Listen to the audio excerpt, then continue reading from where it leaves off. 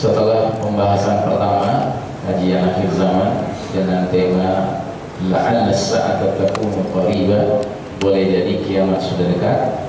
Kemudian kita membahas tema yang kedua, mewaspadai keluarnya fitnah al-masih ad-dajjal. Maka hari ini kita membahas tema yang ketiga, yaitu mewaspadai fitnah sistem dajjal. Fitnah al-masih ad-dajjal merupakan alamatul kubra al-ula, tanda besar pertama sudah dekatnya sa'ah. Dan dalam pembahasan kita yang lalu, kita telah mempelajari beberapa dalil yang menggambarkan bahwa kondisi dunia kita sekarang ini dikhawatirkan sudah mendekat sekali dengan kemunculannya fitnah al-masih ad-dajjal.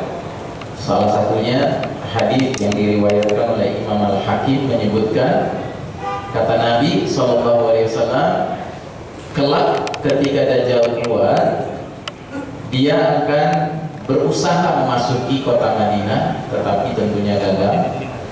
Lalu dia naik ke atas bukit Uhud di luar kota Madinah, sekitar 7 km di luar kota Madinah.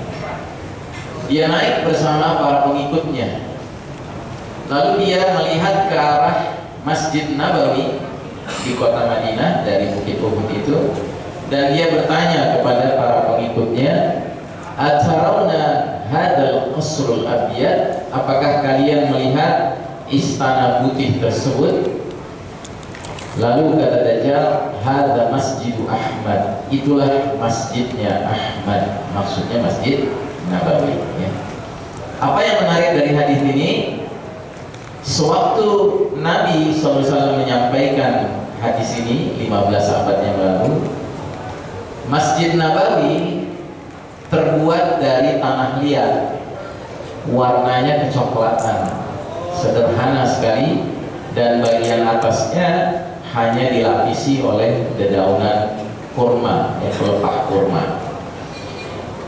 Sedangkan dewasa ini, kalau kita lihat Masjid Nabawi, dia tampilannya sudah megah, laksana sebuah istana putih, ya. Berarti Nabi ingin mengatakan bahwa Dajjal itu tidak akan keluar sebelum masjidku tampilannya seperti hari ini. Yang berarti kondisi kita sekarang ini merupakan kondisi yang sudah memenuhi ciri akan keluarnya Dajjal. Itu salah satu dalil yang sudah kita bicarakan. Baik. Kemudian dalam hadis yang lain, kata Nabi kita SAW, "Walan yanjua ahadun mimma qablaha illa naja minha." Artinya, tidak ada seorang pun yang selamat menghadapi fitnah-fitnah sebelum keluarnya Dajjal, melainkan dia akan selamat menghadapi fitnah Dajjal sesudahnya. Ada dua hal yang Nabi sampaikan melalui hadis ini. Yang pertama, Nabi ingin mengatakan bahwa sebagai puncak fitnah, tidak mungkin Dajjal itu muncul secara mendadak, tetapi dia akan didahului munculnya dengan aneka fitnah yang mendahuluinya, yang memukaddimahinya. Terus yang kedua, Nabi menjamin barang siapa yang menghadapi berbagai fitnah sebelum fitnah Dajjal keluar, niscaya dia sanggup menghadapi fitnah Dajjal.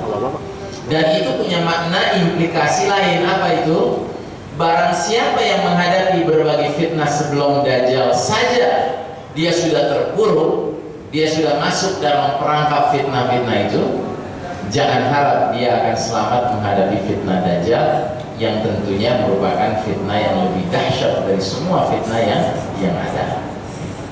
Nah, saudara sekalian rahimakumullah, kondisi kita sekarang adalah kondisi menjelang keluarnya Dajjal. Berarti kondisi kita sekarang adalah kondisi di mana fitnah itu muncul dalam bentuk atau jumlah yang masif, ya. Dan ini berarti menjadi sesuai sekali dengan hadis Nabi berikut ini, di mana kata Rasulullah SAW, badiru bil a'mali fitanan ka qita'il lailil muslim. Bersegeralah kalian beramal sebelum datangnya fitnah-fitnah seperti malam yang gelap gulita. Ya, fitnah-fitnah artinya ujian-ujian. Dan kata Nabi, kalau era badai fitnah itu sudah datang, maka kondisi dunia ini menjadi kaqita'il lailil muslim, laksana malam yang gelap gulita, seperti nggak ada sinar, nggak ada cahaya. Dan kalau kita berjalan dalam kegelapan, pastinya kita sebentar-sebentar akan terbentur, akan kejedot sana sini, ya, berbagai hal. Tapi lebih mengerikan lagi, Nabi kemudian mengatakan, di masa seperti itu nanti, di era badai fitnah seperti itu nanti, maka ancaman terhadap kaum muslimin sudah bukan lagi sekedar terlibat dalam dosa kecil, bahkan bukan dosa besar. Ingat, seorang mukmin jika terlibat dalam dosa besar, betapapun besarnya dosa itu, selagi dia beriman, dia masih punya peluang diampuni Allah Subhanahu wa Ta'ala. Tetapi Nabi mengatakan, kalau era badai fitnah itu datang, dunia menjadi laksana malam yang gelap gulita, maka ancaman yang muncul kepada kaum muslimin adalah ancaman tersebarnya virus MKL, murtad karena lalai. Nabi mengatakan, yusbihur rajulu mu'minan wa yumsi kafiran, au yumsi mu'minan wa yusbihu kafiran. Artinya, di pagi hari seseorang masih dalam keadaan mukmin lalu menjadi kafir di sore harinya, atau sebaliknya, di sore hari seseorang masih dalam keadaan beriman mukmin lalu menjadi kafir di pagi harinya. Jadi jelas-jelas Nabi memilih kata-kata yang begitu terang, begitu tegas. Pagi masih beriman, sore menjadi kafir. Nabi tidak menggunakan kata-kata pagi berbuat kebaikan, sore berbuat kejahatan. Perbandingannya bukan antara baik dan jahat, ya. Nabi jelas-jelas mengatakan perbandingannya antara pagi berbuat dalam keadaan beriman, sore dalam keadaan kafir. Ini beda. Sekali lagi saya garis bawahi, kalau Nabi berkata pagi berbuat kebaikan, sore berbuat kejahatan, ya sejahat-jahatnya orang beriman. Selagi masih ada iman, kejahatannya masih bisa diampuni Allah Ta'ala. Tapi kalau orang sudah berubah status, tadinya beriman jadi kafir, kebaikan apa yang dikerjakan orang kafir yang ada nilainya di sisi Allah? Tidak ada. Makanya di dalam Al-Quran setiap kali Allah berbicara tentang amal saleh, tidak pernah dipisahkan dengan syarat beriman. Alladzina amanu wa amilus shalihat. Orang-orang beriman dan beramal saleh. Ini tidak pernah dipisahkan. Walaupun di zaman kita sekarang ada upaya untuk membuat kita memandang dunia ini bukan soal iman kafirnya, tapi soal berbuat baiknya. Nah, gitu ya. Sekarang ini kan ada ajaran begitu yang namanya humanisme. Ajaran humanisme itu adalah ajaran yang ingin menekankan it's okay you become Muslim, you don't become a Muslim as long as you do good deeds, kan begitu. Nggak jadi masalah mau Muslim kayak mau bukan Muslim, yang penting berbuat kebaikan. Nah, padahal tidak ada ceritanya kebaikan itu di mata Allah bernilai baik kecuali kalau dilakukan dengan landasan keimanan. Nah, maka saudaraku rahimakumullah, Nabi di ujung akhir dari hadis ini kemudian memberikan semacam analisa sebab kenapa orang itu pagi bisa beriman, sore kafir, atau sore masih beriman, pagi menjadi kafir. Kata Nabi, yabi'u dinahu bi'aradin minad dunya. Orang itu rela menjual agamanya, dinnya, demi mendapatkan kenikmatan dunia. Artinya apa? Artinya orang ini telah rusak kemampuan furqannya, kemampuan membedakan antara mana barang yang berharga dengan mana barang yang murah.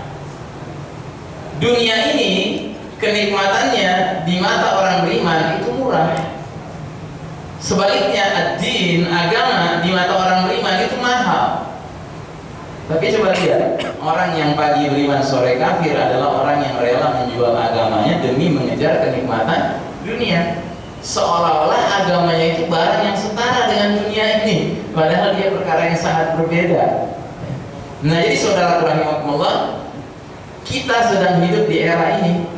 Waktu itu saya sudah kasih contoh waktu membahas tema pertama, boleh jadi kiamat sudah dekat, yaitu misalnya seseorang mengucapkan kata-kata yang seolah-olah sederhana, padahal kategorinya menyebabkan dia berpindah dari iman menjadi kafir, yaitu kata-kata semua agama sama.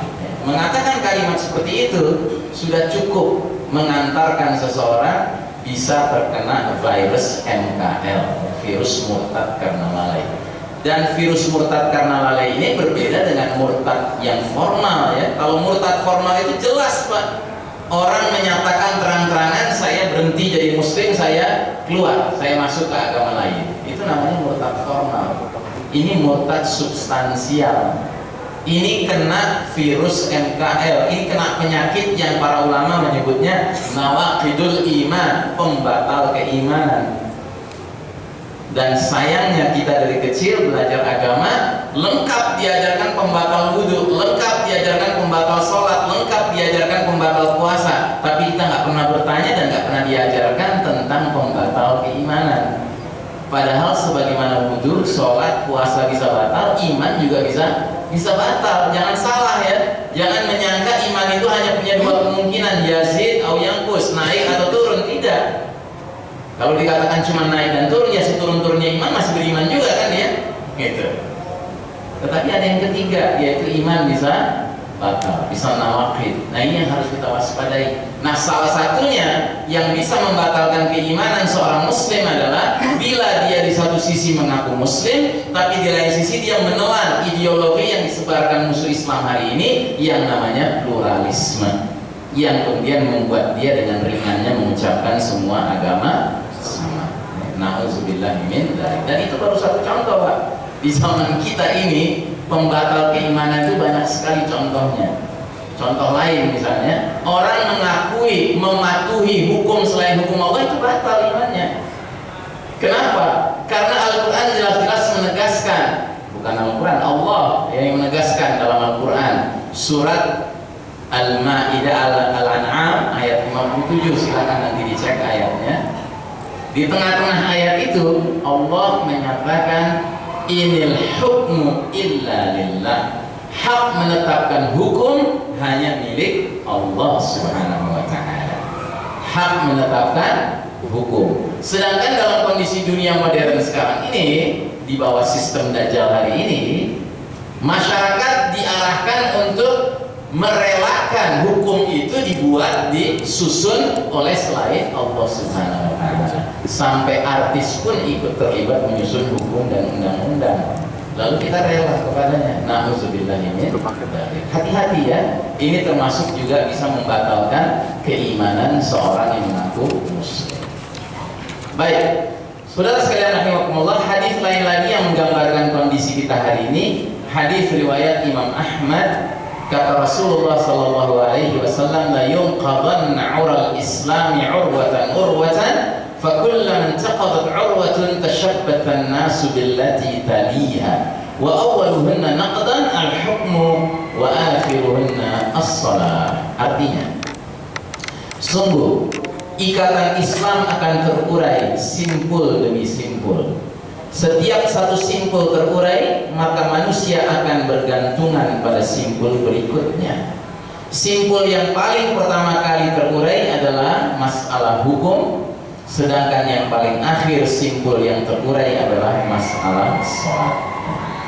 Jadi Nabi menggambarkan bahwa mengikuti perjalanan sejarah umat Islam ini, ikatan Islam itu akan mengalami melepas satu utas demi satu utas ikatan, satu tali demi tali berikutnya.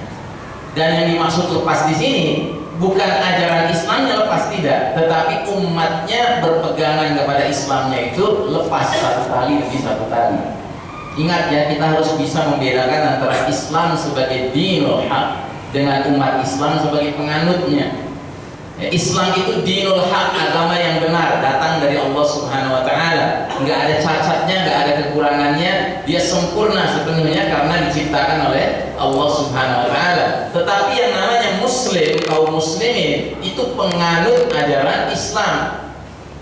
Yang namanya kaum muslimin kadang bisa benar, kadang bisa keblinger. Kapan dia benar? Kalau dia berpegang teguh kepada tali Islam itu seluruhnya. Kapan dia keblinger? Ketika dia seenaknya saja memegang tali Islam itu. Kapan dia mau atau dia perlakukan seperti menu makanan, ya? Mana yang dia suka dia ambil, yang nggak dia sukai dia singkirin. Ya. Padahal Allah tidak menyuruh kita berislam dengan memperlakukannya seperti menu restoran, menu makanan, boleh pilih, boleh pilah, tidak. Nah, jadi kata Nabi, secara perjalanan sejarah, ikatan Islam ini akan terurai simpul demi simpul, dan yang paling pertama terurai adalah simpul hukum. Dan kalau simpul hukum sudah terurai, maka simpul-simpul lain dengan cepatnya akan terurai, akan terlepas, ya. Dan kita sekarang hidup di suatu zaman di mana dari simpul hulunya sampai simpul hilirnya, contoh-contoh terurainya sudah lengkap. Iya, setuju nggak? Sekarang ini simpul hukum sudah terurai. Dan sekarang ini orang sholat juga dengan ringannya, meninggalkan sholat juga sudah sangat nyata. Contoh konkret saja di hari Jumat, orang dewasa laki-laki mengaku muslim tidak dalam keadaan safar dan pastinya nggak haid, tapi di hari Jumat banyak kan yang pas kita lagi sholat Jumat di jalan-jalan. Mereka bukan anak kecil lagi, mereka jelas orang dewasa, mereka mengaku muslim dan sudah pasti nggak haidnya kan. Tapi mereka tidak sholat Jumat, dan itu berkali-kali mereka lakukan. Padahal para ulama sepakat, barang siapa mengaku muslim sudah dewasa, tidak dalam keadaan safar perjalanan, ya, sedang dalam mukim, 3 Jumat berturut-turut dia tidak sholat tanpa uzur syar'i, alasan yang bisa dibenarkan syariat, maka qad kafara, dia sudah kafir. Bayangkan, ya. Nah, jadi saudara rahimakumullah, hadis ini sangat sesuai mengacu kepada kondisi kita sekarang. Hadis berikutnya, ini sudah kita bahas, tapi nggak ada salahnya kita ulang kembali. Nabi SAW meramalkan akan tiba suatu masa di mana dunia ini, ya, akan dipimpin oleh pihak al-Yahud wan Nasara, the Judeo-Christian Society, masyarakat Yahudi Nasrani alias masyarakat Barat hari ini. Kata Nabi dalam hadis beliau, la tattabi'unna sunana alladziina min qablikum shibran bi shibrin wa dhira'an bi dhira'in hatta law dakhalu fi juhri dabbin lattaba'tumuhum. Sungguh kalian umat Islam kelak nanti di akhir zaman akan mengikuti kebiasaan umat-umat terdahulu sebelum kalian, sejengkal demi sejengkal, sehasta demi sehasta, sehingga sekiranya mereka yang kalian ikuti itu masuk ke dalam lubang biawak sekalipun, kalian pasti mengikuti mereka, ikut masuk lubang biawak. Dan arti lubang biawak dalam bahasa Arab apa? Kehancuran, kebinasaan. Nah, para sahabat mendengar ramalan Nabi ini, mereka sungguh sulit untuk mencernanya, sulit untuk bisa memahaminya. Tapi mereka tetap percaya karena Nabi tidak pernah berdusta kan? Sehingga mereka riwayatkan hadis ini kepada kita, sehingga aslinya sampai ke kita sekarang ini. Ya. Mungkin kalau model kita yang jadi sahabat Nabi, kita edit-edit gitu. Ya, kayak kebanyakan kita kalau menerima broadcast kita rubah-rubah. Tapi tidak dengan para sahabat. Walaupun dia sulit mencernanya, mereka sulit mencernanya, mereka sampaikan apa adanya. Ya. Kenapa mereka sulit mencernanya? Karena mereka sudah menyaksikan sendiri bagaimana dengan wahyu Al-Quran, umat yang tadinya tertindas minoritas di Mekah, hijrah ke Madinah, mendirikan sebuah daulah Islamiyah, mendirikan sebuah peranakan Islam yang lengkap, dan akhirnya berjaya. Kok bisa-bisanya suatu ketika di akhir zaman nanti malah mundur ke belakang, mengekor kepada ahli Taurat dan ahli Injil? Kan aneh. Quran ini kitab yang final, yang up to date, yang dijamin sama Allah nggak akan berubah satu huruf pun, jangankan satu kata. Kok tiba-tiba akan datang suatu umat di hari akhir nanti, di akhir zaman nanti, yang malah ngekor ke Yahudi dan Nasrani? Para sahabat nggak paham, nggak bisa menerima mereka, dalam arti menerima di akal mereka. Tapi mereka yakin Nabi nggak pernah berdusta. Cuma sebagai sebuah bentuk kepastian, mereka balik bertanya, ya Rasulullah, hal Yahuda wan Nasara, ya Rasulullah, apakah yang kau maksud bakal diikuti oleh umatmu di akhir zaman kelak nanti adalah kaum Yahudi dan Nasrani? Nabi tidak menjawab, malah Nabi balik bertanya, sebagai sebuah penegasan. Faman, siapa lagi kalau bukan mereka? Nah dulu para sahabat bingung.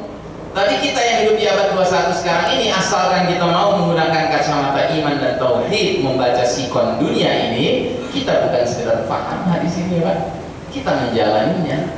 Sudah hampir 1 abad yang lalu Allah takdirkan kepemimpinan dunia ini beralih dari umat Islam ke barat, ke Eropa dan Amerika, yang tidak lain adalah masyarakat Yahudi Nasrani. Dan hari ini begitu banyak orang mengaku Muslim yang apa saja datang dari barat copy paste, ya, terima, diamalkan, dikerjakan. Padahal Al-Quran 15 abad yang lalu sudah memperingatkan agar jangan sekali-kali menyerahkan wala itu artinya kesetiaan, loyalitas kepada kaum Yahudi dan Nasrani.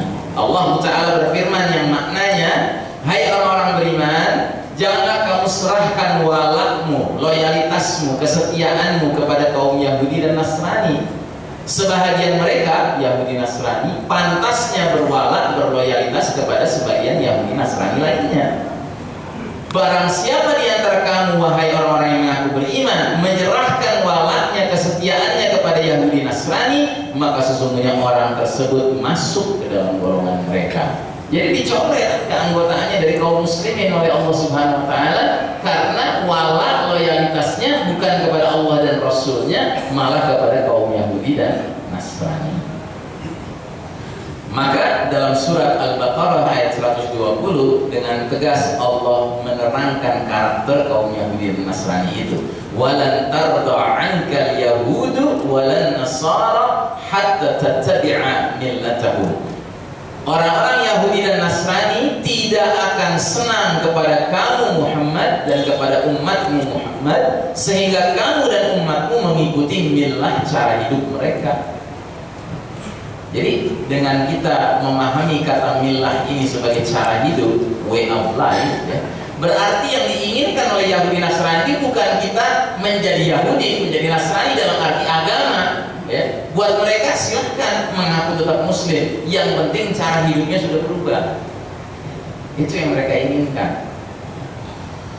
Lalu kata Allah apa? Qul inna hudallahi wal huda. Katakanlah sesungguhnya petunjuk Allah itulah petunjuk yang benar. Bagaimana kalian mengaku Muslim tapi petunjuk yang dianggap benar petunjuk Yahudi Nasrani? Kan aneh. Maka kata Allah mengeluarkan ultimatum, wala in ittaba'ta ahwa'ahum ba'da alladhi ja'aka minal 'ilm ma laka minallahi min waliyyin wala nasir. Dan sesungguhnya jika kamu Muhammad dan umatmu Muhammad masih saja mengikuti kemauan mereka Yahudi Nasrani setelah pengetahuan datang kepada kalian, maka Allah tidak lagi menjadi pelindung dan penolong bagi kalian. Kita nggak perlu heran kenapa negeri-negeri Muslim sekarang menjadi negeri-negeri yang seperti nggak ditolong dan dilindungi oleh Allah. Jawabannya karena kelakuan kita sendiri. Kita lebih percaya kepada al-huda minal yahud wan nasara daripada al-huda min indillah. Kita lebih percaya kepada petunjuk arahan dari Yahudi Nasrani daripada arahan Allah Subhanahu wa Ta'ala. Nah, maka saudaraku rahimakumullah, semua keadaan ini seharusnya menyadarkan kita betapa okelah sekarang Dajjal belum muncul, tapi sudah dekat dia akan muncul. Tapi kan Nabi sudah bilang sebelum Dajjal muncul akan banyak fitnah muncul, dan kita sudah hidup di era fitnah itu.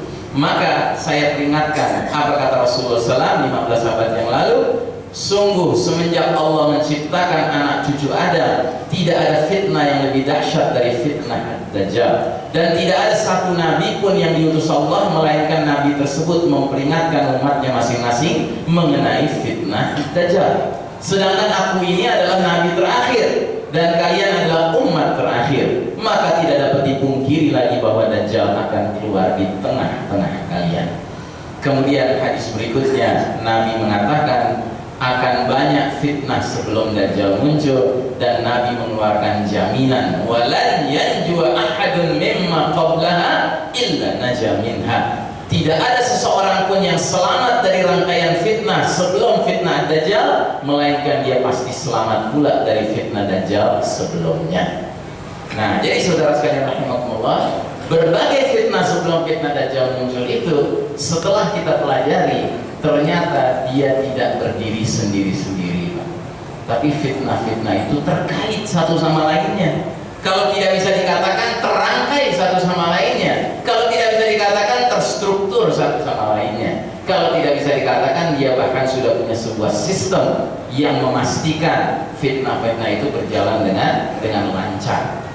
Nah maka kata Nabi SAW 15 abad yang lalu, wa innahu a'wara wa inna rabbakum laisa bi'a'war. Sesungguhnya Dajjal itu bermata sebelah, sedangkan Rabb kalian Allah Ta'ala tidaklah a'war, bermata sebelah. Dajjal bermata sebelah itu artinya Dajjal itu matanya dua, tapi hanya sebelah yang berfungsi, yang sebelah lagi cacat. Salah besar kalau ada gambaran di komik-komik tertentu Dajjal itu bermata satu di tengah. Itu salah besar, itu menyesatkan. Kenapa? Karena dalam sebuah hadis yang lain Nabi menjamin baina ainaihi maktubun kafirun yaqra'uhu kullu mu'minin katibin aw ghairi katibin. Antara kedua matanya Dajjal, di dahinya akan muncul tulisan kafir yang akan sanggup dibaca oleh setiap mukmin, orang beriman, baik orang beriman itu mampu baca tulis maupun dia buta huruf. Subhanallah. Syaratnya adalah beriman. Bukan soal syaratnya punya gelar profesor, doktor dan sebagainya, bukan. Syaratnya beriman. Selagi dia beriman, dan kapan dia berimannya? Ketika Dajjal muncul. Dan itu berarti apa? Dia sudah lolos menghadapi berbagai fitnah sebelum Dajjal, kan? Imannya nggak goyang menghadapi berbagai fitnah sebelum Dajjal. Nah ini yang dimaksudkan oleh Nabi. Nah sedangkan berbagai fitnah sebelum Dajjal itu seperti kondisi dunia kita sekarang ini bisa kita temukan simbolnya di sebuah lembaran kertas resmi milik sebuah negara yang dikatakan hegemonik sekarang ini, dan dia tidak didapatkan di pecahan uang $5, $10, $20, $50 atau $100, hanya ada di uang $1. Kenapa? Karena mereka ingin mempercepat sosialisasinya, penyebar luasannya. Ya kan kalau $1 setiap orang sanggup beli. Berapa sekarang? Masih Rp13.000 kan? Belum sampai Rp20.000, nggak terlalu mahal. Nah ada apa? Wa ma adraka fi $1 ini. Ada apa di $1 ini? Mari kita lihat. Ya. Yang pasti ada mata sebelahnya nih. Ya. Jadi kalau kita pelajari, ternyata simbol yang ada di uang $1 ini mengandung subliminal messages, ya, pesan-pesan tersembunyi, pesan-pesan yang sifatnya subliminal. Pertama, mereka menggambarkan sebuah piramida yang terpotong bagian atasnya, lalu mereka tulis di bawahnya dalam bahasa Latin Novus Ordo Seclorum. Novus itu artinya new, baru.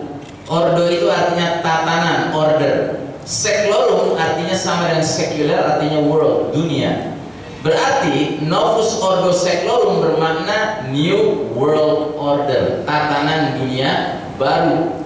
Jadi mereka punya mega proyek mewujudkan dunia kita sekarang ini menjadi sebuah New World Order, tatanan dunia baru. Yang mana tatanan dunia baru ini bentuknya seperti piramida, dan pucuk piramidanya belum bersentuhan dengan bagian atas piramidanya, tapi sudah diperkenalkan simbolnya apa? A'war, bermata sebelah. Dan bagi kita kaum muslimin yang rajin membaca hadis-hadis akhir zaman dari Nabi SAW, sangat paham ini tidak lain maksudnya adalah simbol dari Ad-Dajjal. Maka mereka tulis di atasnya dalam bahasa Latin lagi Anuit Queptis, yang ternyata setelah kita buka kamusnya Profesor Google, kita temukan sekurang-kurangnya 3 pengertian dari Anuit Queptis. Apa? Pertama, beacon enterprise. Beacon itu artinya memberi isyarat, enterprise artinya perusahaan. Jadi mereka ingin mengistilahkan mega proyek tatanan dunia baru ini seperti sebuah perusahaan multinasional, perusahaan raksasa begitu, yang mana tidak boleh ada karyawan masuk perusahaan kecuali sudah dapat restu dari pimpinan perusahaan. Dan pengertian karyawan itu apa? Orang-orang yang berpengaruh yang boleh memimpin di wilayah dimanapun di muka bumi ini. Contohnya, misalnya di sebuah negara, ya boleh ada 2 kandidat, tapi sudah ditentukan, diberikan isyarat yang menang harus nomor 2. Tapi jangan salah, nomor 1 juga didukung, cuma kurang didukung. Bukti didukungnya apa? Bisa lolos, bisa masuk menjadi kandidat. Yang nggak bisa masuk menjadi kandidat yang sudah jelas nggak lulus. Kalau bisa masuk kandidat masih diakui, biar seru dong. Kalau cuma satu kan nggak seru. Nah jadi saudara rahimakumullah, perusahaan raksasa ini yang menentukan siapa karyawan yang boleh diberlakukan, dipekerjakan, ya, dikaryakan di wilayah mana. Kemudian yang kedua, dia punya makna unwithout di sini, announcing the beginning or arrival, mengumumkan awal mula atau kedatangan. Awal mula apa? Awal mula dari sistem Dajjal. Awal mula kedatangan siapa? Kedatangan Dajjal.